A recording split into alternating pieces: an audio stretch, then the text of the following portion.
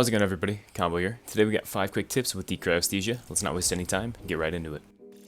Starting things out with number 1, we have the range cap for the actual freeze round. Now there's a lot of misinformation in the community right now that this thing has infinite range. Actually, it stops at 45 meters, so as you can see right here, we're sitting right at 45, and from this distance it will actually freeze the target. Anything past that will not freeze. Moving on to number 2, we have the correct way to reproc the perk. As you can see in the gameplay right now, you can indeed freeze a target, switch to a weapon, and kill them. If you're using a special weapon, you probably won't really have a choice, but the correct way to actually utilize Cryothesia the most, by always having that exotic perk, as in the freeze round, up at all times, is rather than killing them with the second weapon you swap to, you want to use that freeze round to freeze the target, weaken them with your secondary weapon, and then swap back to Cryothesia so you can infinitely reproc the perk.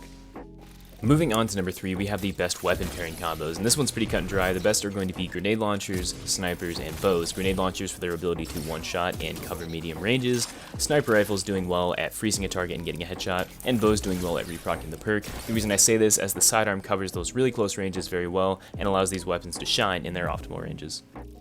Moving on to number 4, we have the interaction between Cryothesia and the stasis aspects and fragments. As you can see in the gameplay right here, if I freeze the target, I'm going to get multiple things. I'm going to get a stat boost, it's going to drop stasis shards, which I can pick up for an overshield and melee energy, as well if I kill him while he's frozen, I'm going to get a bonus to my super. Definitely be taking advantage of this thing on stasis, make sure your fragments line up with freezing targets, as there can be a lot of benefits.